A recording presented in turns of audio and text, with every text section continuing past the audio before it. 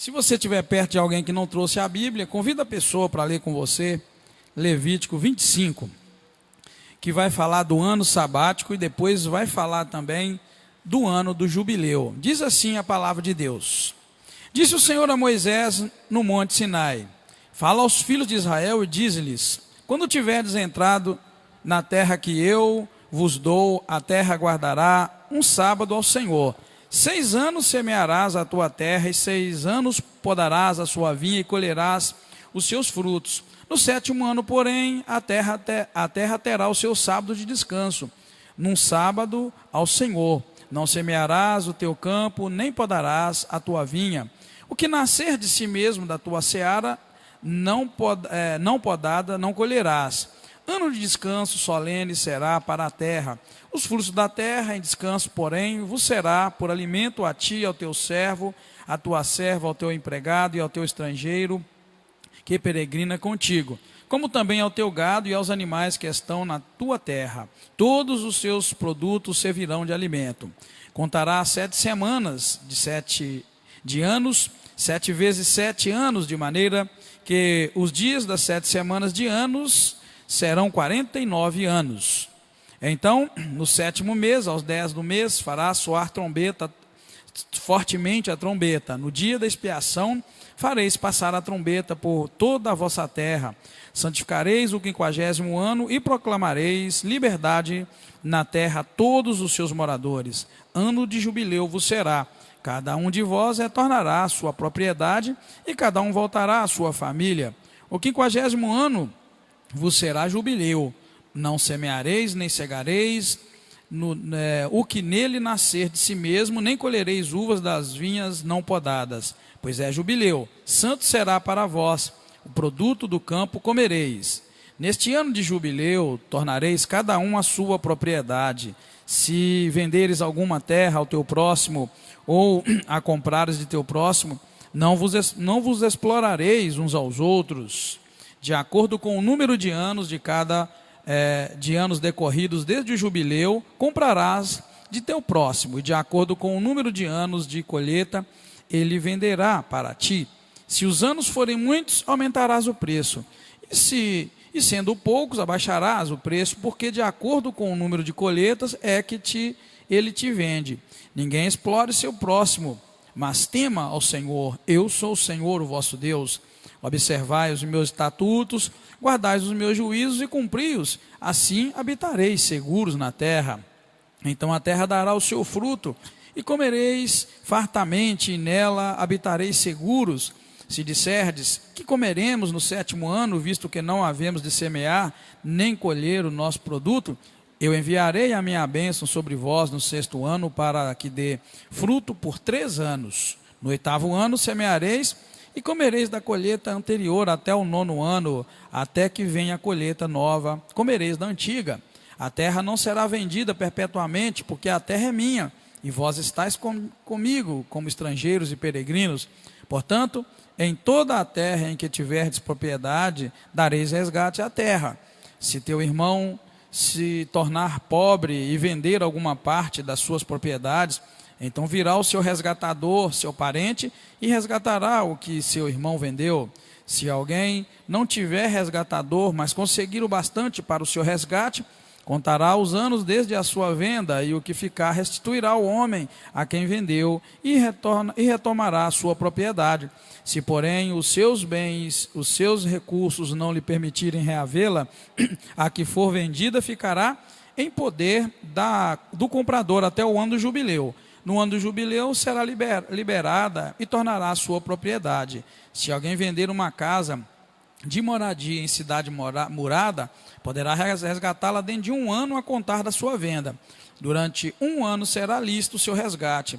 Se não for resgatada antes do passado 1 ano inteiro, a casa que estiver na cidade murada ficará perpetuamente com o que a comprou pelas suas gerações. Não será devolvida no jubileu.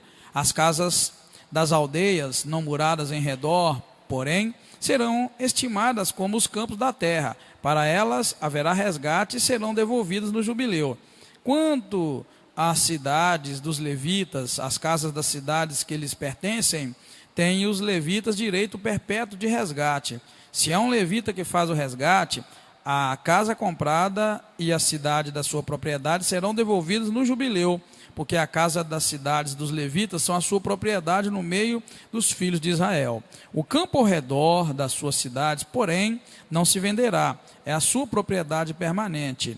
Quando seu irmão empobrecer e as suas forças decaírem, tu o sustentarás como se faz ao estrangeiro ou peregrino, para que viva contigo. Não tomarás dele juros nem ganho, mas temerás o teu Deus, para que teu irmão viva contigo. Não lhe emprestarás o teu dinheiro com juros, nem lhes darás o teu mantimento por lucro. Eu sou o Senhor vosso Deus, que vos tirei da terra do Egito, para vos dar a terra de Canaã e para ser o vosso Deus. Se o teu irmão se tornar pobre, estando ele contigo, e vender-se a ti, não lhe imporá serviço de escravo. Como um assalariado ou peregrino, estará contigo até o ano do jubileu, te servirá. Então ele e seus filhos sairão da sua casa e tornarão a sua família e a propriedade de seus pais. Porque os israelitas são meus servos, que tirei da terra do Egito, não serão vendidos como se vende os escravos. Não dominarás sobre eles com rigor, mas terás temor do teu Deus. Quanto a teu escravo ou a tua escrava que tiveres, serão das nações que estão ao redor de vós. Deles comprareis escravos e escravas. Também os comprareis dos filhos dos forasteiros que peregrinam entre vós, deles e das suas gerações que estiverem convosco, que tiverem gerado da vossa terra, e vos serão por propriedade. Os deixareis por herança para os vossos filhos depois de vós, a fim de que os possuam como propriedade perpétua. Os tereis como escravos, mas sobre vossos irmãos, os filhos de Israel, não dominareis com rigor. Se um estrangeiro ou peregrino que está contigo se torna rico, e teu irmão que está com ele empobrecer, e se vender ao estrangeiro ou peregrino que está contigo, ou ao descendente de sua família estrangeira, depois de ter se vendido, haverá ainda resgate para ele. Um de seus irmãos o resgatará. Será resgatado pelo seu tio, pelo seu filho, ou pelo filho de seu tio, ou por qualquer de seus parentes ou da sua família. Ou, se conseguir recursos, poderá resgatar-se a si mesmo. Ajustará contas com aquele que o comprou, desde o ano que se vendeu a ele até o ano do jubileu. O preço da sua venda será calculado segundo o número de anos, de acordo com as diárias de um assalariado. Se ainda faltarem muitos anos, ele deve pagar por seu resgate um valor maior como parte do preço pelo qual foi vendido. Se restarem apenas poucos anos até o ano do jubileu, então ajustará contas com ele. Segundo os seus anos, restituirá o seu resgate. Ele será tratado como um assalariado que ganha por ano, mas não domine sobre ele com rigor diante dos teus olhos.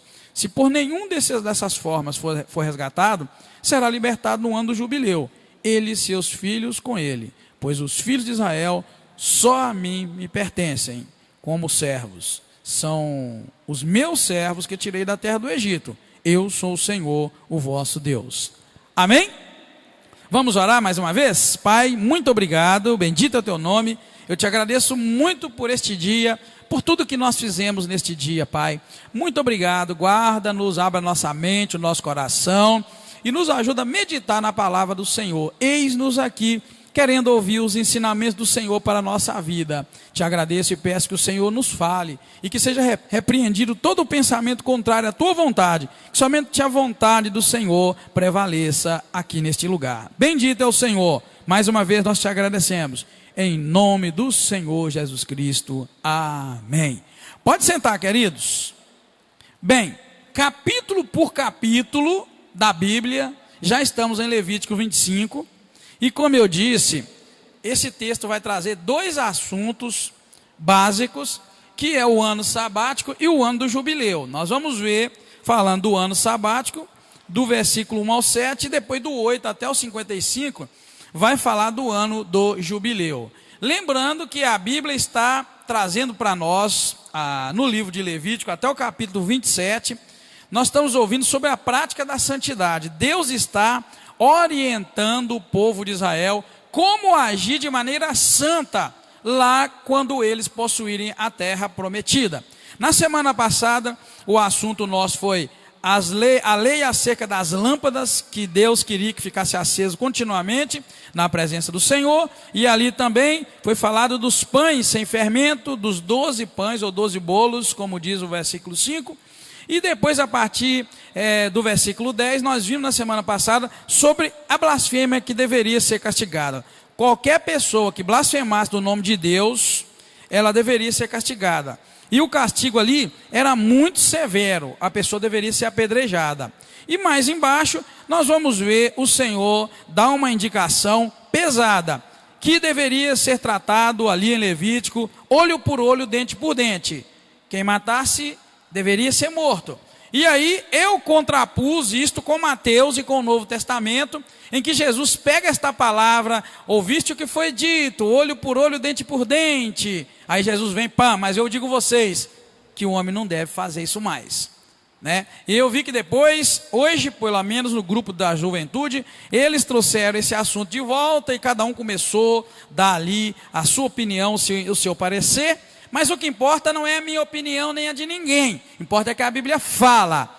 Aqui em Levítico, Deus falou, quem blasfemar do meu nome deve ser apedrejado. O povo de Israel deve pegar essa pessoa, todos que ouviram ele blasfemando, levantam a mão sobre ele, e o povo de Israel deve apedrejar. Esta foi a instrução de Deus para quem blasfemasse de Deus. Depois, mais embaixo, ele vai orientar que quem matar o homem deveria ser morto, quem matasse o animal deveria restituir. E é onde o Senhor vem dizer para nós aquela velha palavrinha, olho por olho, dente por dente. Aí Jesus vem e desfaz aquilo, diz, olha, ouviram que é olho por olho, dente por dente, mas eu vos digo. Aí Jesus vem trazer uma nova lei, e nós sabemos que Jesus está dizendo ali, não mate ninguém. Se quiser bater de um lado, você oferece o outro. Se quiser andar uma milha, você vai duas. Se eu pedir a capa, a túnica, dá a capa, dá tudo. Não encrenque com ninguém. Então, ou seja, a lei hoje é não matar, em hipótese alguma. Amém, irmãos? Porque nós não podemos dar a vida, nós também não podemos tirá-la. Teve um fato bonito no Novo Testamento, em que alguns perseguidores de Jesus queriam pegar Jesus, e os discípulos disseram, Senhor, o Senhor quer que nós oremos e tal, e Deus faz isso, faz aquilo. Ele virou e para lá, rapaz, vocês não sabem de que espírito vocês são? O Filho do Homem não veio para matar, nem para destruir, ele veio para dar vida e vida em abundância. Então, querido, e hoje neste estudo, nós vamos ver também dois aspectos que em parte são novos, em parte não. Mas existe um fato aqui que a gente sabe que nem Israel cumpria e nem nós cumprimos. Mas nós vamos pegar os valores espirituais destes ensinos e trazer para a nossa vida, porque isso não é aplicável ao pé da letra, tá bom? Vamos lá então. Deus já havia ordenado ao povo, irmãos, que eles deveriam descansar um dia na semana, que é o 7º dia, que é o sábado de descanso. Amém, irmãos? Todo mundo está acordado aí, está lembrando? Um dia na semana era dia de descanso. Nós vimos isso em Êxodo capítulo 20, verso 8, depois verso 9. E vimos em Êxodo 23, versículo 3, em que o Senhor diz para eles, 6 dias trabalhareis, mas o 7º dia será o café. Todo ano você tem que ir lá mexer no plantar. O que tem que fazer mesmo no café? Me ajuda aí.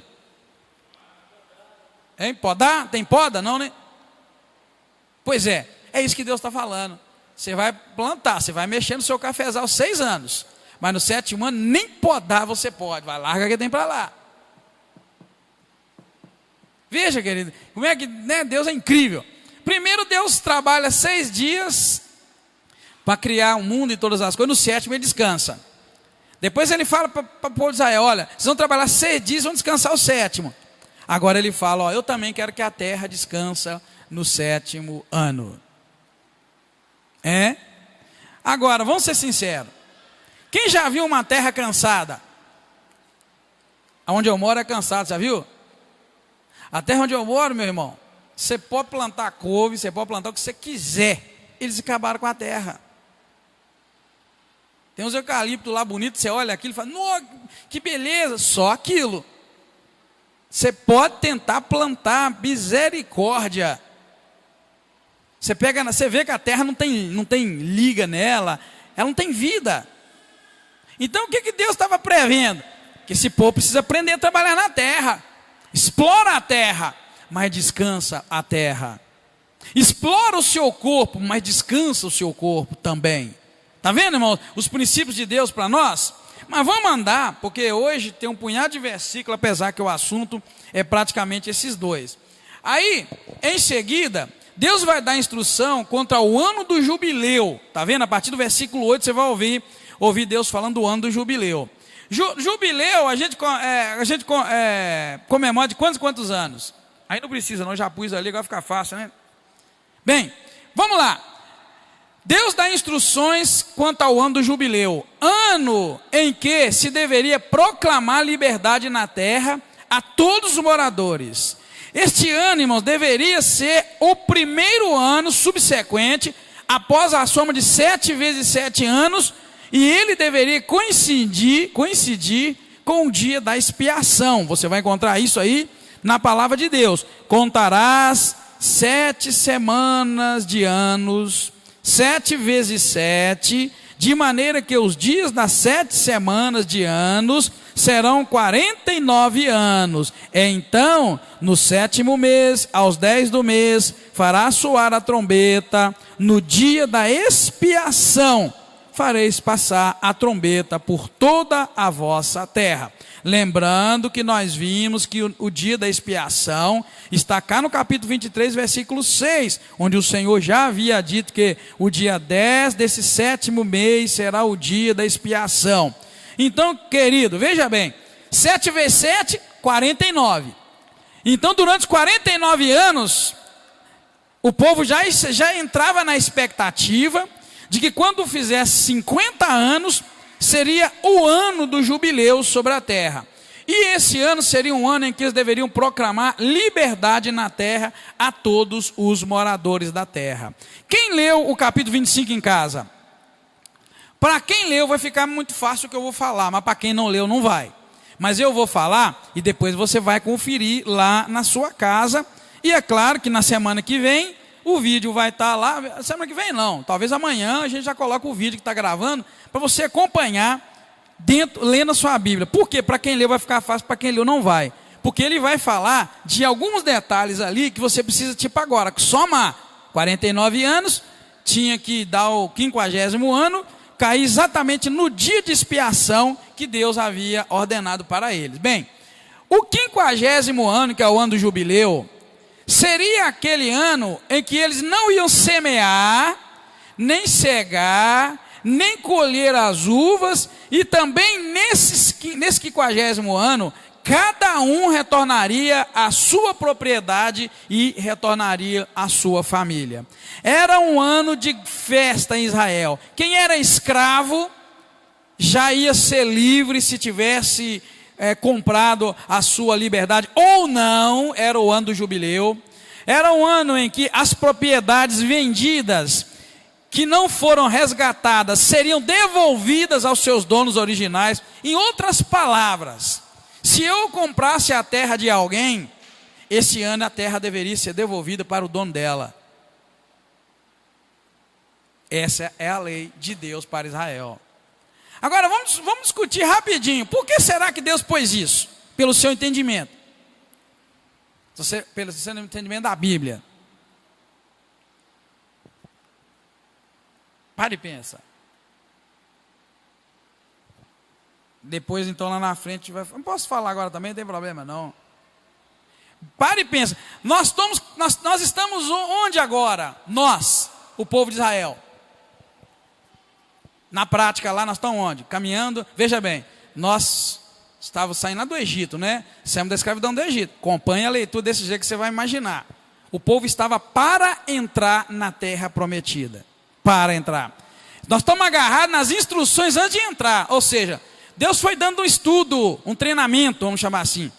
Ao longo do caminho, Deus estava treinando o povo. Depois daquela fuga frenética, aquela fuga louca do Egito, que o povo atravessou o Mar Vermelho, antes de atravessar, morrendo de medo, pensando que iam ser destruídos. Assim que eles vazaram para o lado de lá, aí Deus começou a treinar o povo. Isso que nós estamos vendo em Levítico é Deus dando um treinamento para o povo antes de tomarem posse da terra. Quem aqui já entrou numa empresa e que exigiu de você um treinamento antes de ir para a área trabalhar? Levanta a mão. 1, 2, 3, 4, 5, 6. Então você sabe mais ou menos o que é. Você não pode entrar dentro da área da empresa enquanto não fizer um treinamento. Lá eles vão te ensinar princípios de sobrevivência lá dentro da empresa, dependendo da empresa. Vai te ensinar regra de segurança básica. Dependendo da empresa, vão ensinar para você, ó, você só pode andar nessa faixa amarela aqui dentro dela. Fora dela você é desprotegido. Então, não põe nenhum pé fora dessa faixa. Não é assim, irmãos? Algumas áreas eles ensinam para você. Tem aquela área apertadinha amarela. O camarada fala, não pisa para cá, porque pode cair toneladas na sua cabeça, você se arrebenta. Então, queridos, instrução, treinamento, antes de entrar numa área. Estamos caminhando com o povo de Israel, ainda em treinamento, antes de entrar na terra. Deus está treinando o povo. Já deu os 10 mandamentos, treinando o povo. Agora ele está dando leis. É por isso que na lei lá do capítulo 23, que nós lemos, onde o Senhor, falei errado, capítulo 24, contra a blasfêmia, contra Deus seria castigada. É por isso que eu disse para vocês, levaram o homem à prisão, deixaram o homem que blasfemou esperando, até que a vontade do Senhor fosse declarada, porque ainda não sabia o que se faria com o homem que blasfemasse do nome de Deus. Ou seja, não tinha essa instrução. Moisés não recebeu treinamento quanto ao que fazer. Deus treinou lá Moisés em Êxodo 20, dizendo, olha Moisés, diga ao povo de Israel, aí deu os 10 mandamentos, não chamarás o nome do teu Deus em vão. Mas não disse, Deus, se chamar o teu nome, o que vai acontecer? Se blasfemar o teu nome? Não falou. Então, capítulo 23, Moisés aguardou ouvir de Deus o que se faria. Ou seja, Moisés não havia se treinado. Isso é um treinamento. Então, para e pensa. Deus está treinando o povo agora, nesse capítulo nós estamos vendo, e dizendo para eles que eles deveriam fazer algumas coisas quando entrasse na terra. E o ano do jubileu todo vai resumir naquilo ali, olha. Eles não iam semear, não iam cegar, não iam colher as uvas que produzissem, esse 50º ano. E também nele cada um retornaria a sua propriedade e a sua família. O escravo seria devolvido, o que comprasse uma terra, que vendesse uma terra, receberia sua terra de volta. Você vai se dar conta que Deus sequer o povo de Israel recebeu sua terra. Mas Deus já estava orientando, quando receber a terra de vocês, a tribo de Manassés vai receber, a tribo de Efraim, a tribo de Dan, foi falando, lá na frente ele vai falar isso, cada tribo vai receber sua parte. E ele já está dando orientação, que quando alguém vendesse uma terra, podia vender. Por exemplo, vamos lá, Manassés, os filhos dele podiam vender para outro. Mas, ao final de 50 anos, essa terra ia voltar para eles. Aí sua mente abre um pouquinho, está vendo? Ou seja, Deus está orientando eles que... Deus chega a dizer assim, a terra não é de vocês perpetuamente, a terra é minha. Então vocês não são dono dela. Vocês estão só vivendo nela como se fossem peregrinos, estrangeiros, ou como se fosse o que nós chamamos hoje de mordomos. E você já imaginou se esse princípio imperasse no mundo inteiro até hoje? Você já viu a ganância que as pessoas têm para comprar casa e carro? Aliás, casa e terreno? Hein? Mata, por causa de um pedacinho de cerca, pedacinho de terra, alguns centímetros, a pessoa mata uma outra. Teve uma época, agora diminuiu um pouco, mas que se você chegasse perto de alguém e perguntasse assim, como é que vai fulano? Ah, fulano está bem, fulano comprou uma casa. Eu falei, Senhor, a terra é do Senhor. A gente não deveria vender terra. A terra não é da gente. E nem comprar. E olha que tem gente que trabalha 50 anos para comprar um lote.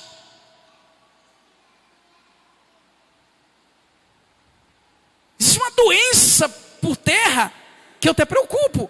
Fala, Senhor, tem gente que é doente. Eu já vi casamento destruído por causa de casa. Só estou te trazendo isso porque você vê que, eu estou dizendo para você que são coisas que não são aplicáveis na prática. Não é só aplicável na prática. Mas se você notar o que Deus queria quando Ele pôs isso, Ele queria exatamente o que a gente não faz. Ele queria que a gente fizesse o que a gente não faz. Ele queria que você olhasse a terra. Imagina, querido, para e pensa. Você que sonhou com a casa própria, trabalhou feito louco para ter, está trabalhando. Sabe o que Deus está dizendo aqui? Que se fosse naquela época, você ia até comprar. mas que o dono dela poderia resgatá-la, chegar perto de você e pegar de volta, pelo preço que tem que estar aqui ensinando como. E que se porventura, durante 49 anos, o camarada que te vendeu não conseguisse resgatar, você podia contar, é contagem regressiva. Era 1 ano, 2 anos, 3 anos, 4 anos, 5 anos, amém. Daqui um dia eu vou ter que devolver essa terra para esse camarada. No 49º ano, você podia chorar as mágoas, porque no 50º ano, a terra era dele. Você perdeu a terra.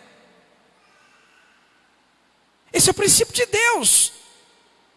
Talvez seja por isso que lá no Novo Testamento, quando no início da igreja, né, igreja primitiva, os camaradas, o que eles faziam mesmo? Com relação à terra e casa? Vendiam as fazendas, vendiam suas propriedades, repartiam com quem não tinha. Todos viviam em comum. Está vendo por quê? Que era fácil chegar lá e vender o que tinha e distribuir com quem não tinha? Porque ainda estava muito perto dessa realidade do ano do jubileu. Tipo, já que eu vou devolver esse trem mesmo daqui a tantos anos, então vamos, amor de Deus imperava nos corações, vamos dividir. Agora, você sabe que para dividir uma herança, às vezes dá morte. O camarada, querido, eu queria que você notasse o que eu tenho notado. Nós desviamos tanto da essência, dos valores de Deus, que a gente mata e esguela por aquilo que Deus falou. Não se apega porque não é seu. Você vai me devolver, você vai devolver isso para o fulano. Pare e pensa agora, traga a sua realidade. Essa casa que você comprou, você ia contar 1 ano, 2 anos, 3 anos, 4 anos. Chegasse 25, você falou, só tem mais 24 para eu morar aqui. Aí você vai contando, chegava na reta final, melhor eu me preparar, porque eu vou devolver a terra, a casa para o dono dele. E devolvia. Alegre, satisfeito. Claro que havia algumas exceções, nós vamos ver aqui, muito rapidamente. Isso para você entender, eu creio que se você estiver cheio da graça de Deus, com o coração aberto, você vai entender que Deus está te falando é o seguinte: não brigue e nem se apegue às coisas materiais. Procura para ti riquezas espirituais, uma coroa incorruptível, porque a corruptível vai ficar aqui, vai acabar tudo. Não mata, não morra, não se esguele pelos bens materiais. Invista no reino de Deus, no reino espiritual. Dê tudo que você tiver para investir no reino espiritual, para você receber de Deus, porque é isso que Ele está querendo dizer para nós. Não se apegue aos valores dessa terra. Isso tudo é meu. Eu sou dono do ouro, dono da prata, você não vai levar nada, vai ficar aí, porque Ele determinou, é aí que eu quero. Eu quero no lugar original, eu quero que fique aí. Se você for notar, é um desapego tremendo que Deus está nos ensinando nesse capítulo, mas não é a realidade que a mamãe e o papai ensinam a gente, não é a realidade que a escola ensina. A escola ensina é você, tem que comprar, tem que adquirir, vai, e, enfim, enquanto o Senhor está ensinando para nós o outro caminho. Então vamos seguir, para você entender. Então, esse ano eles não poderiam fazer nada dessas coisas, porque era um ano que eles retornariam para a sua propriedade, e os escravos retornariam à sua família. Por isso que eu coloquei, retornaria à sua propriedade e à sua família. Deus também, e também, irmãos, vamos olhar pelo lado do escravo, e vamos olhar pelo lado do pobre que teve que vender o seu terreno. Sempre haveria no coração daquele que vendeu a terrinha dele. Vamos lá, aquela família que tem um meio alqueirinho de terra, que tem um alqueire de terra, e que nele ele planta e nele sobrevive. Ele vendeu porque precisou de alguma renda para alguma coisa. Ele vai ter a esperança que ainda que eu morra, o pai que vendeu, ainda que eu morra, os meus filhos receberão de volta essa terrinha. O que não há hoje esperança nenhuma. Vendeu, você perdeu. Olha como é que Deus trabalha o amor, a comunhão, o partir do pão, e como Deus trabalha o não apego às coisas materiais. Ele põe em nós a generosidade, o dar ao outro, o não enriquecer exageradamente, ilicitamente. Ou seja, você vai enriquecer sim, durante 50 anos você desce o pau e produz ali, porque no 49, porque no 50º devolve para o dono. Agora, se fosse no dia de hoje, por exemplo, eu tenho certeza que o camarada ia produzir, ia investir, fazer empréstimo no Banco Rural, ia descer o pau 49 anos. No final dos 49 anos, ele mandava pôr fogo em tudo, derrubar os barracos, tudo que fez, para o outro ficar na miséria. Era ou não era? Claro que é, rapaz. Você vê como é que Deus quis tratar, criar um povo santo a qualquer custa. Mas eu vou te mostrar uma coisa, meu coração gelou que doeu. Logo ali na frente você vai ver que eles não vão cumprir batatinha nenhuma disso. Não sei quantos anos decorridos, mas logo ali na frente você vai ver que eles não vão cumprir nada do que Deus mandou. Mas Deus está te mandando dizer o que está escrito aqui, eu estou te falando, né? Vamos seguir então, você vai ver, né? Deus também orienta, de certa forma, a não explorar o próximo. Eles deveriam pagar o preço justo pelas propriedades. 14 ao 17, se você acompanhar a leitura, você vai ver um detalhe aí que precisa um pouco de atenção. Aí em casa você pode assistir o vídeo e acompanhar. 14 a 17 vai dizer assim: se venderes alguma terra ao teu próximo, tá vendo? Ou a comprares do teu próximo, não vos exploreis uns aos outros. Ou seja, tem que ter um valor justo. Então não explore para comprar, nem explore para vender.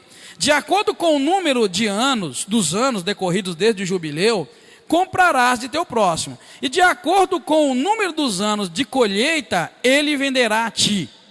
Se os anos forem muitos, você vai aumentar o preço. E sendo poucos, abaixarás o preço. Porque de acordo com o número de colheita, é que ele te vende. Ninguém explora o seu próximo, mas tema a seu Deus. Eu sou o Senhor, o vosso Deus. Veja bem, o preço da terra então vai levar em consideração aquilo ali que eu coloquei, olha, levando em conta os anos desde o jubileu para a compra e considerando o tempo de colheita que restaria até o próximo jubileu. Por quê? Porque a cada 50 anos a terra ia ser devolvida para o dono, não é assim? Então, para eu vender a minha terra, se eu tivesse comprado ela de alguém, se eu fosse vender para alguém, o camarada na hora de comprar ia olhar o seguinte: a gente quando vai comprar um carro, a gente olha o ano de fabricação, a gente olha a quilometragem rodada, não é assim? E você faz uma perspectiva de quanto aquele carro ainda pode rodar e tal. Tem carro que roda demais, tem carro que roda menos.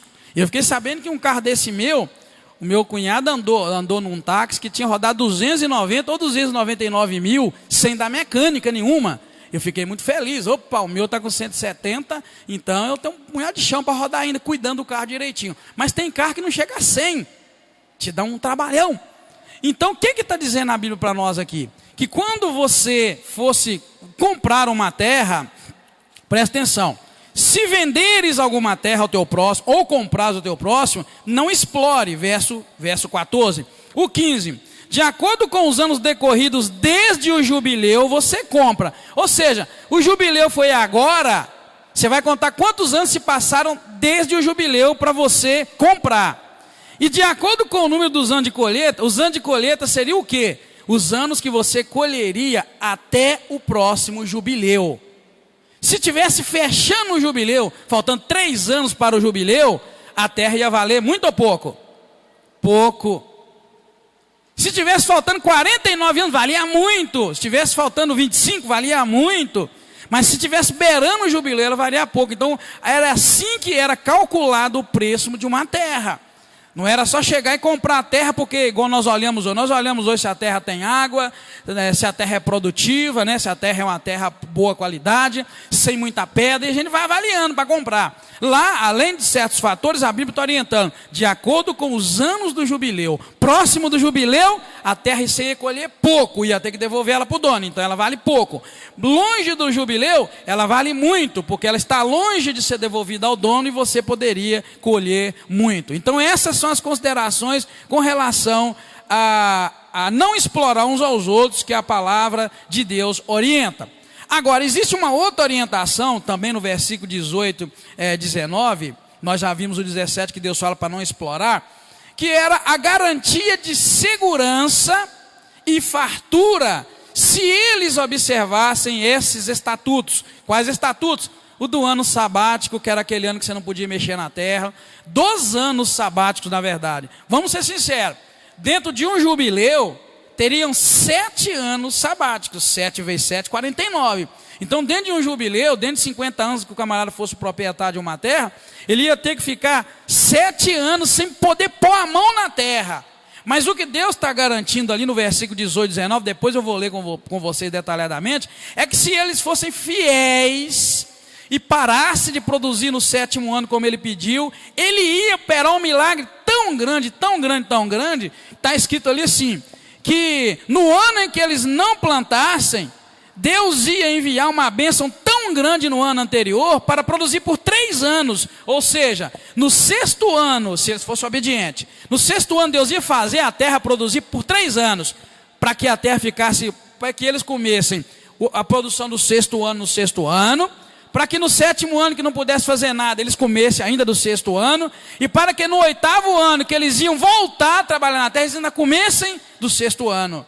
Sabe o que Deus está querendo dizer? Que você pode confiar nele, ser fiel e fazer o que ele manda, que ele vai fazer o teu dinheiro multiplicar, ele vai fazer tua terra produzir mais, ele vai fazer tudo na tua vida funcionar com pouco que ele vai te abençoar. É esse detalhe, irmão, que Deus chama atenção. Ele garante segurança, fartura, se você observar os estatutos dele. Mesmo no 7º ano em que eles não plantariam nada, pois Deus enviaria uma bênção no ano anterior, que era o 6º, para produzir por 3 anos, ou seja, até o 8º ano. Esta é a promessa de Deus. Agora eu quero que você leia isso. Acompanhe na tua Bíblia aí, 18 e 19. Observai os meus estatutos e guardai os meus juízos e os cumpri. Assim habitareis seguros na terra. Então, olha, a terra dará o seu fruto e comereis fartamente, e nelas habitareis seguros. Se vocês disserem, o que nós comeremos no 7º ano? Lembra que o 7º ano eles não podiam nem plantar, nem colher, nem podar. O que nós vamos comer no 7º ano, visto que nós não havemos de semear e nem de colher o nosso produto? Aí Deus responde, eu enviarei a minha bênção sobre o 6º ano, tá vendo? O ano antes que você vai parar a terra, para que dê fruto por 3. No 8º ano, ou seja, 6º ano você plantou e comeu do produção. 7º ano você não plantou, mas vai comer ainda. E no 8º ano que você semear, tá vendo? No 8º ano semeareis e comereis da colheita anterior, que foi do 6º, até o 9º ano, que no 9º ano você ia comer a produção do 8º, que você voltou a trabalhar. Até que venha a colheita nova, comereis da colheita antiga. Aleluia, amém, igreja? Minha boca chegou a babar aqui agora. Sabe o que é isso, querido? Isso é compromisso de Deus com aquela pessoa que é fiel. Aquela pessoa que tem coragem de tirar dízimo, tirar oferta. Aquela pessoa que tem coragem de colocar entre todas as suas preocupações, cumprir o que Deus manda. É isso, minha boca babou aqui mesmo agora. Você já viu, como é que chama aquele negócio? Salivar. Eu salivei aqui assim, a boca encheu de graça, de alegria. Quem entendeu diz amém ou não? Você entendeu? É isso que Deus está falando. Eu achei tão bonito isso. Depois eu pus em miúdo ali para você. 7º ano você ia cruzar o braço. Opa, esse ano é só para louvar a Deus, para glorificar. Esse ano nós não planta, esse ano nós não poda. Esse ano nós fica quieto. Mas vamos cumprir o que Deus mandou. Nós vamos cultuar Ele. E aqui embaixo ele fala que as ofertas dele deveriam ser continuadas. Então eu vou fazer meu culto, eu vou louvar a Deus, eu vou cumprir, deixa a terra quieta. Ele ia fazer produzir tanto no 6º ano, que você ia comer dela no 6º, você ia comer no 7º, ia comer no 8º ano. No 9º ano você teria a colheita do 8º. Querido, poucos de nós têm coragem de investir no reino de Deus dessa forma. Sabia? Poucos de nós têm coragem de investir. Posso ser sincero. Um texto base para investa no reino de Deus e receba do reino de Deus, receba de Deus. O texto básico dele para aquilo ali é: buscai primeiro o reino de Deus e a sua justiça, e as demais coisas vos serão acrescentadas. O texto básico aqui para investir no reino de Deus é buscar primeiro o reino de Deus. Mas eu tenho dificuldade de encontrar quem, por exemplo, coloque o reino de Deus em primeiro lugar. A gente coloca Deus em segundo, em terceiro, em quarto, em quinto. Por isso que a gente não vê a prosperidade como Deus quer a prosperidade na nossa vida. É muito difícil agir pela fé, não estou dizendo que é fácil não, mas eu estou te dizendo que tem uma promessa para aquele que fica louco e resolve fazer aquilo que Deus mandou. Você sabe disso? Tem uma promessa, e essa é a promessa, tá? Seguindo ali então, mas ficou claro esse versículo 18 aqui, irmãos, até o 20, ficou? Porque esse eu queria que ficasse, para que você entendesse que meu cálculo não está errado. Deus ia fazer no 6º ano produzir por 3, para que 7º e 8º você comesse tranquilo, e no 9º você já pudesse comer do 8º que você trabalhou e plantou. Deus fez assim muito perfeito, tá? Em seguida, versículo 23 ao 28, Deus vai orientar sobre a terra que não poderia ser vendida definitivamente. Eu coloquei perpetuamente ali, mas agora me veio a palavra definitivo, que seria isso, tá? Deus orienta que a terra não poderia ser vendida definitivamente, ou seja, em determinado tempo, a terra voltaria ao seu primeiro dono ou voltaria para o seu parente próximo por meio de resgate. Se não tivesse dinheiro para resgatar a terra, no ano do jubileu a terra voltaria para o dono dela. Lembra na Bíblia, por favor, quem gosta de Bíblia, gosta de escola dominical e está com a cabeça tranquila, vai lembrar. Eu esqueci de colocar ali. Vocês lembram na terra alguma história, algum fato, algum caso de um parente que resgatou a terra de alguém? Me vê agora na mente. Ah, já sabe, sabia? Já balançaram a cabeça? Hein? A irmã falou, você falou, e você falaria o quê? Isso, Boaz foi um parente mais próximo, e na verdade essa é a descendência de Cristo. É uma história, só que eu esqueci de colocar, eu vou acrescentar para ficar ali, para a gente na hora do estudo lembrar. É um exemplo de que a terra se perdeu em vendas, e aí na hora houve um juiz, houve um líder da comunidade que lembrou, opa, tem um resgatador, vamos tratar desse negócio. O camarada resgatar é Deus, não resgatar não é. É o caso de Ruth e de Boaz. Então você vê que a Bíblia é muito boa, ela se completa, ela se explica e não deixa a gente no vazio como a coisa funciona. Claro que na tentativa de trazer isso para nós, a gente pode tropeçar em alguma palavra e até falar besteira, mas é muito bem lembrado. Boaz, como parente, né, próximo. Então, querido, olha bem, Deus então orienta que a terra não poderia ser vendida. E nesse caso, a terra voltaria para o primeiro dono ou para o parente mais próximo por meio do resgate. E se ele não tivesse dinheiro, aí a terra seria dele no ano do jubileu. Veja o que diz assim, o versículo 28. Se, porém, os seus recursos não lhe permitirem reavê-la, ou seja, se um parente não resgatou e o própria pessoa também não conseguiu recurso para reaver a terra, verso 28, a que for vendida, ficará em poder do comprador só até o ano do jubileu. No ano do jubileu será liberada e retornará à sua propriedade. Está vendo como é que funciona? Era a lei de Israel, a lei da terra, né? Por exemplo, pouca gente sabe, mas essa terra aqui pertencia à fazenda Cesita. Isso aqui nós estamos hoje aí, ó. Aí a empresa Cesita Energética, que na verdade foi conhecida há muito tempo como a Cesita, que depois passou para, agora é a ArcelorMittal, mas já teve um outro nome ainda, esqueci. Depois da Cesita ela chamou o quê? Aperam. Isso, depois da Cesita ela chamou Aperam. Hoje que é a ArcelorMittal, né não? É Aperam? Então foi a ArcelorMittal e agora a Aperam, tem certeza? É isso mesmo? Eu acho que é o contrário. Tá bom, não tem problema não. O que eu quero dizer é que essa empresa de Timóteo era proprietária disso aqui tudo, chamava Fazenda Cesita. Aí eles resolveram lotear e vender, foi passando de mão em mão, em mão em mão. Seria o caso de muito em breve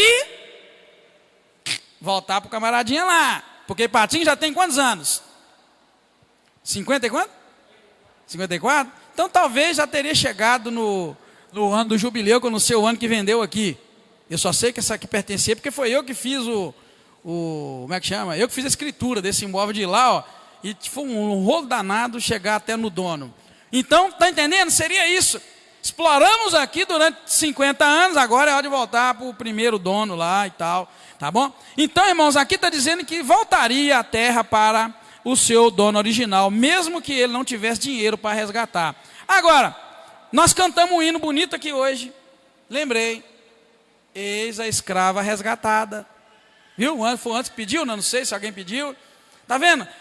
Existe uma pessoa que nos resgatou, que pagou o nosso preço, para a gente não ser escravo, para a gente não ser propriedade de Satanás, que foi o Senhor Jesus Cristo. Então a gente vê uma figura de Cristo em tudo isso, voltando a propriedade ao dono. Jesus nos resgatou, nos comprando de volta, para quem? Para Deus, que é o dono original. É Ele que é o dono. O diabo tomou posse lá no Jardim do Éden, e agora foi necessário que alguém nos resgatasse. Cristo pagou o preço do resgate. Está vendo? E aí, os meninos que discutiram lá ontem tinham que estar aqui hoje. E aí entra a lei do capítulo 24.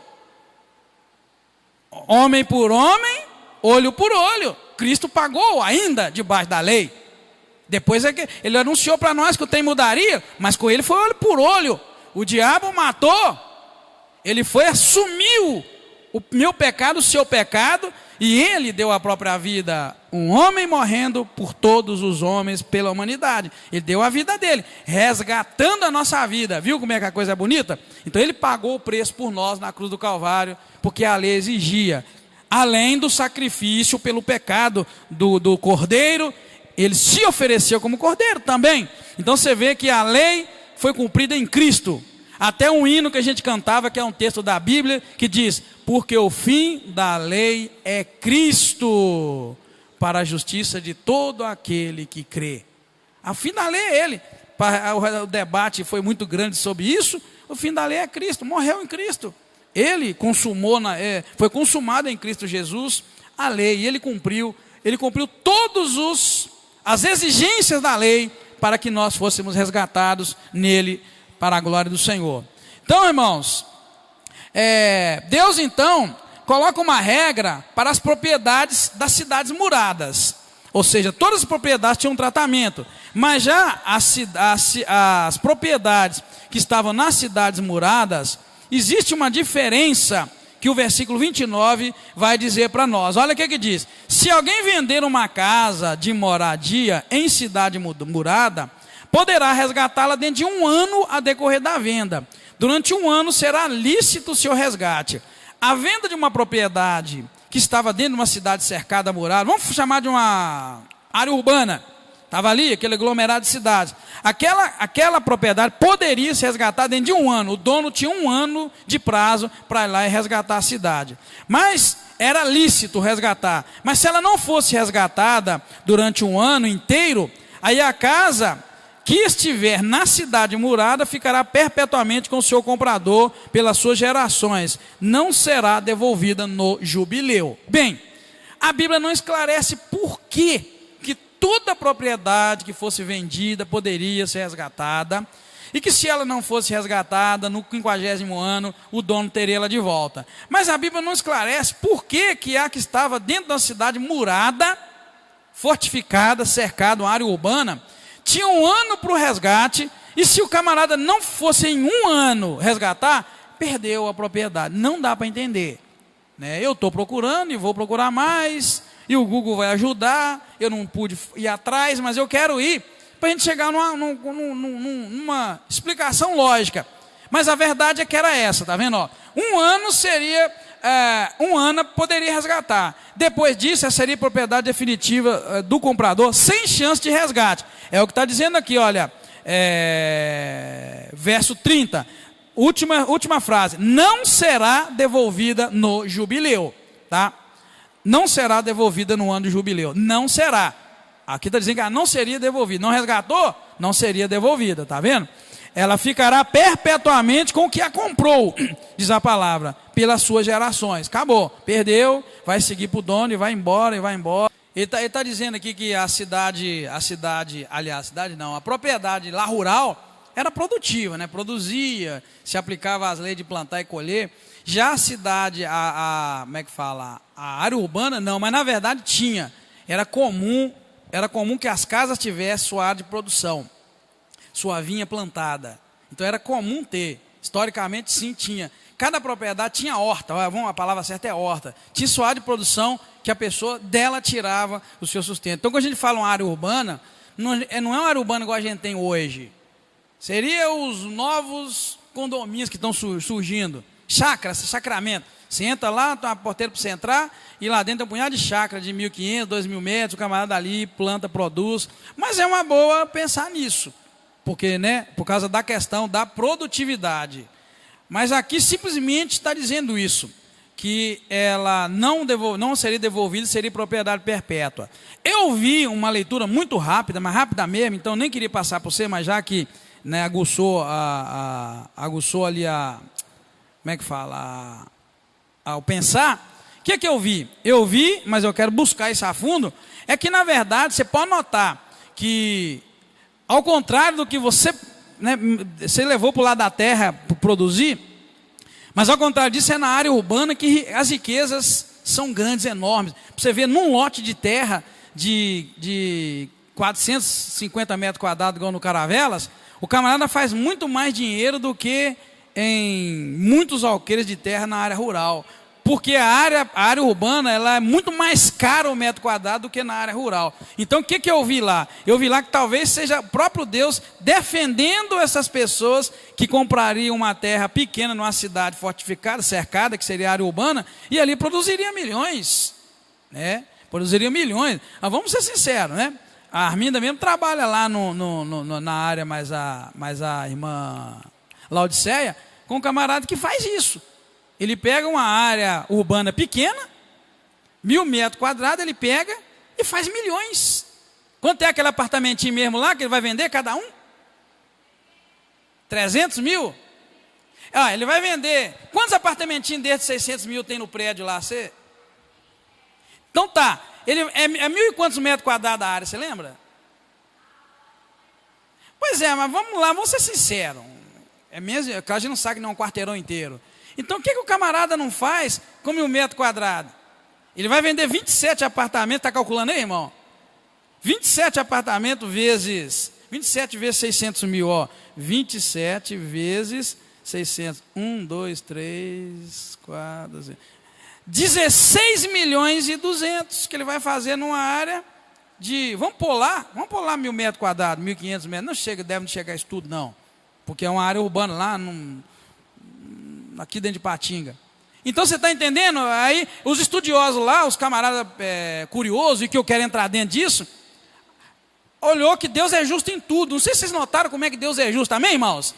Se notar que Deus é justo em tudo, Ele não deixou nada passar, então não tem mais nada esclarecido, mas dá para ser, pelo esse cálculo aí que a gente está fazendo agora, atual, você vai ver que tinha um justificativo para Deus chegar e falar para o camarada, a área urbana, o camarada tinha um ano, vendeu, tinha um ano para comprar de volta. Mas se ele não vendesse, ele já não podia. Imagine só, uma propriedade, vamos pôr 1 milhão. Vamos pôr 1 milhão, o camarada vende a propriedade 500 mil, vende por 500 mil hoje. Aí dentro de 3 anos o camarada faz ela ter esses apartamentos que vão dar 16 milhões e 200. Aí eu vou, no ano do jubileu, eu pego tudo de volta. É isso aí. Então, o camarada ela pensou, e eu vou na onda dele, não vou descartar a sua também não, mas na verdade é que de fato Deus, por ser muito justo, isso que o rapaz falou lá, por Deus ser muito justo, ele já sabia que a área urbana é área urbana e acabou. O camarada faz um boteco e ele vem fazer dinheiro, né? Faz e sempre houve comércio, tá, irmão? Sempre houve comércio em toda a história da humanidade. Depois que o homem deixou de viver nas cavernas, sempre houve a produção e a comercialização. Então, sim, pode ser um dos princípios. Mas nós não vamos pegar isso porque não dá para a gente saber na verdade, tá? Bem, com exceção para a cidade dos levitas, que podiam resgatá-los a qualquer tempo, mas o campo ao redor não, os levitas podiam resgatar a qualquer tempo, porque eu não sei se os irmãos se lembram, o povo levita, eles sequer iam trabalhar a terra, porque eles iam só viver morando ao redor da tenda, do tabernáculo, porque o negócio deles era servir a Deus. Os levitas foram a porção que Deus pegou para eles, era propriedade de Deus. Então terra deles era deles, tudo era deles, e eles não tinham nem que trabalhar a terra, porque eles viviam das ofertas, eles viviam dos dízimos que eram levados até a casa de Deus. E já para os irmãos que vão vir na palestra de dízimo e oferta, já está uma boa aí para vocês, né? Era justo e era o que Deus queria, que os levitas vivessem em função do trabalho, e eles vivessem do que Deus provia para eles através das ofertas, dos dízimos, tá? Eles eram proprietários. Deus manda também, irmãos, um detalhe muito bonito na Bíblia, a partir do versículo 35 até o 43, Deus manda também acolher e sustentar aquele irmão que empobreceu, não cobrando o juro dele, e nem escravizando esses irmãos, mas recebendo esses irmãos em sua terra, em sua fazenda, em sua casa, como se fosse família. Eles poderiam trabalhar com o povo de Israel, mas não poderiam ser escravos deles. Eles poderiam escravizar outros povos, mas não os próprios irmãos. Olha o que Deus está ensinando para nós também. E você sabe que hoje nós escravizamos o nosso irmão. Hoje a gente vive assim. O camarada que tem dinheiro, ele fica de olho. Morreu o marido de uma mulher que tem uma propriedade grande, mas a mulher não trabalhava, não tinha recurso, tem nada, não vai aguentar pagar nem IPTU da terra. O que o camarada faz? Vira um urubu na carniça para comprar a terra da mulher barata e convence ela. Hoje ainda estão fazendo uma coisa melhor, graças a Deus. Hoje os empreendedores estão chegando perto daquela casinha que o dono não tem recurso para melhorar. Ele está chegando nele e fala: me vende esse imóvel por tanto. Eu vou construir aqui um prédio de 3, 4 andares, se não de 20, e te dou um apartamento todo acabado. Aí é uma jogada tremenda, é uma esperteza, mas ao mesmo tempo ajuda. Eu sei disso. Já ofereceram para minha irmã um dia: me vende que eu te dou um apartamento. Pô, o camarada vai ganhar dinheiro, mas também vai ajudar o outro que jamais ia conseguir rebocar a casinha dele. Então a gente vê que ainda está melhorzinho um pouco, mas não é essa a realidade. Em muito lugar fica lá de olho. Morreu, ele inferniza mais ainda. Faz até medo, né? Morreu, ainda manda os camaradas lá pôr medo na mulher de noite ainda, de madrugada, jogar pedra em cima do telhado, é ali. Jogar pedra em cima do telhado para infernizar, para ficar doido e dar aquilo de graça. Isso, querido, para ser sincero, quando não manda matar o pobre coitado. A pessoa tinha que saber: o irmão dele empobreceu, ele não deveria emprestar dinheiro com juro, não deveria escravizar, mas receber essa pessoa dentro da sua casa. Um detalhe, porque Deus disse: porque os israelitas são meus servos, e não poderiam ser servos de mais ninguém. Olha o que diz o 43: não dominarás sobre eles com rigor, mas terás temor do Senhor Deus. Quanto a teu escravo e a tua escrava, diz a palavra de Deus, que tiveres, serão das nações que estão ao redor de vós. Deles comprareis escravos, e deles comprareis as suas escravas. Está vendo? Os escravos, deveriam ser propriedade durante todas as gerações daquele que comprou. Mas eles nunca poderiam ser dos filhos de Israel. Deveria ser de estrangeiros e daqueles que peregrinavam entre eles. Quando diz a palavra que eles seriam escravos por gerações, seria assim: comprei um escravo, aquele era escravo meu, e os filhos do meu escravo era escravo meu também. Então, ter escravo, ter uma família de escravo que reproduzia, era vantagem, porque os escravos que nascessem eram do seu dono. Então era só assim que o povo de Israel poderia ter escravos. Escravo aqui, deixa eu explicar para você. A palavra traduzida por escravo nem é exatamente o que a gente imagina de escravo. Era servo, era aquele empregado, aquele que morava na fazenda e ali ele era destinado a trabalhar para aquele patrão. Quem aqui já conheceu lá na roça alguém que tinha na sua fazenda alguém que morava e era trabalhador da fazenda? Já viu? Muita gente, não é assim? Seu cunhado era assim. O meu avô, eu fiquei sabendo que era assim também. Um dos meus avós era assim. Morava dentro de uma fazenda e ele não era dono da fazenda, mas ali ele criava seus gadinhos, suas galinhas, criava tudo. Era empregado do dono da fazenda, mas morava ali. Seria mais ou menos isso, porém a pessoa era propriedade do dono da fazenda. E os filhos que nascessem, ia trabalhar ali também. Antigamente tinha muito disso, irmãos. Muito disso. Isso é para você não pensar que quando fala-se de escravo, está pensando exatamente na escravidão que nós vimos na história do Brasil. Não é necessariamente. Porém, Deus aqui está regulando e dizendo que o povo de Israel não podia fazer o seu irmão um escravo dessa maneira. Deus não estava permitindo que fosse isso, tá bem? Se um israelita se empobrecesse e se tornasse escravo, outro israelita deveria resgatar seu irmão, ou ele mesmo podia fazer. E caso ele não conseguisse resgatar a si mesmo, nem outro irmão o resgatasse, no ano do jubileu ele estava livre de toda a sua escravidão. Olha o 47 para você ver. Se um estrangeiro ou peregrino que está contigo se tornar rico, tá vendo?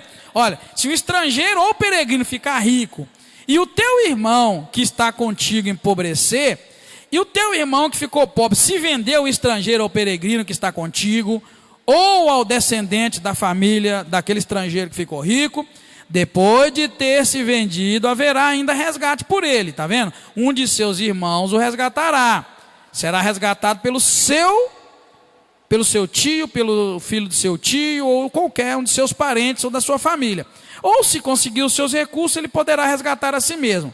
Ajustará contas com aquele que o comprou, desde o ano que se vendeu a ele até o ano do jubileu. Tá vendo, irmão? Tudo é o ano do jubileu. Tudo é o término de 50 anos, porque no término de 50 anos, a terra voltava para o seu dono e o escravo voltava para o seu dono. Então, ele ia ter que negociar a sua liberdade também é de acordo com os anos até o jubileu. Por isso que eu falei, eu trouxe mais claro para você entender. E o preço da sua venda será calculado segundo os anos, segundo o número de anos, de acordo com as diárias de um assalariado. Está vendo? É diária, R$50 a diária. Então nós vamos calcular aí o número de anos até o jubileu. Se ainda faltarem muitos anos, ele deve pagar por seu resgate um valor maior, como parte do preço pelo qual foi vendido. Se resgatarem apenas poucos, se restarem apenas poucos anos antes do ano do jubileu, então ajustará a conta com ele, segundo os seus anos restituirá o seu resgate. 53, ele será tratado como um assalariado, que não ganha por ano, mas não domine sobre ele com rigor diante dos seus olhos. Agora, se por nenhuma dessas formas ele for resgatado, será libertado no ano do jubileu, ele e seus filhos com ele. Amém, irmãos? Viu como é que fica claro?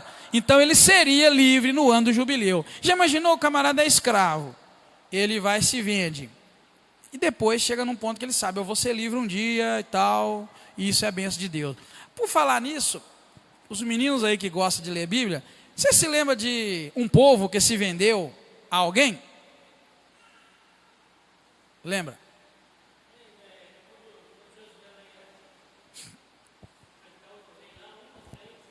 Não, na verdade ele nem está. Ali foi meio para uma trapaça, né? Mas eu queria lembrar você assim: um povo que chegou perto de alguém e falou: ó, nós nos vendemos a você. Eu vou ter que falar quem era, eu estou querendo fazer. Hein? E quem falou alguma coisa aí? Você falou o quê? Isso, os moradores do Egito. Ainda bem que eu consegui dar uma pista. Os moradores do Egito, depois de terem provado o ano da fartura, porque Deus fez isso com eles aqui que nós vimos, Deus não prometeu no 6º ano dar muito produto, lá foram 6 anos de fartura ou 7? Foram 7 de fartura e 7 de fome, não foi isso? Então Deus fez produzir muito no ano para suprir os outros. E o povo, quando começou lá a comprar comida, chegou num ponto que eles não tinham mais nada para vender. Eles chegaram, vendeu a terra, vendeu tudo. Eles chegaram e se venderam. Falou: olha, nós não temos mais nada, e nós nos vendemos por troca de comida. Aí José foi, deu semente, deu para eles plantar, para comer, para produzir, e o povo todo ficou sendo escravo do faraó, ou seja, propriedade de faraó. É um exemplo de pessoa se vender, tá? E nesse caso aqui, se o camarada não conseguisse resolver sua questão, ele seria livre no jubileu, no ano do jubileu, que seria o 50º ano. Então, irmãos, nós podemos concluir que, pelo fato de os israelitas serem servos do Senhor, como nós vimos aqui no versículo 53, quando Deus disse para ele: pois os filhos de Israel só a mim, versículo 55, pois os filhos de Israel só a mim me pertencem como servos, são os meus servos que tirei da terra do Egito, eu sou o Senhor. Então olha bem, o fato dos israelitas serem servos do Senhor, eles não podiam ser servos permanentes de ninguém. Por isso Deus proveu o ano do jubileu, porque eles eram servos só de Deus, poderiam servir a alguém, mas no 50º ano eles deveriam ser livres, tá? E do mesmo modo, a terra também deveria retornar de tempos em tempos aos seus donos originais. Originais eram aqueles que no dia da divisão da terra receberam a terra. Lembra que eu te falei que Deus está dando um treinamento para o povo entrar na terra prometida? Aqui ele está avisando, treinando o povo e dizendo: olha, vocês vão entrar na terra, vocês vão possuir terra, porque cada um vai dividir a terra. Vocês vão ver a divisão da terra em Números 34, lá em Josué também nós vamos ver a terra sendo dividida para cada tribo. Deus está treinando eles: olha, quando vocês entrarem lá, cada uma tribo vai receber uma parte de terra, mas de tempos em tempos eu quero que a terra volte para o seu dono, para que a propriedade que Deus definiu que seria dado a cada um deles, nunca saísse da mão de cada um deles. Isso se eles cumprissem os estatutos que Deus mandou. Está vendo como é que é bonito? Por isso que eu coloquei, é um treinamento para entrar na terra. Quando entrar lá, vocês vão fazer assim. Deus vai dar um outro treinamento para eles quando entrarem na terra. Deus vai dizer para destruir todas as pessoas de lá, não deixar ninguém vivo. E vocês vão ver que os bandidos, antes mesmo de entrar, já começam a fazer aliança. Só para você ver, querido, que Deus está treinando o povo e dando instrução para quando eles chegassem até a terra prometida. Amém? Lado de cá, alguém quer questionar alguma coisa? Lado esquerdo. Tranquilo? Então, vou te sugerir, lê o texto e depois acompanha no vídeo. Amanhã já vai estar postado, se Deus quiser. Lá está escrito, nem sei como é que está escrito lá na internet, sai lá, Levítico 25, o dia tal, tranquilo. E eu quero que você vai agora dar uma olhada, confere. Você vai ver como é que a tua mente vai abrir, você vai anotar mais coisas que Deus vai abrindo sua mente para te ajudar a entender melhor ainda. Amém?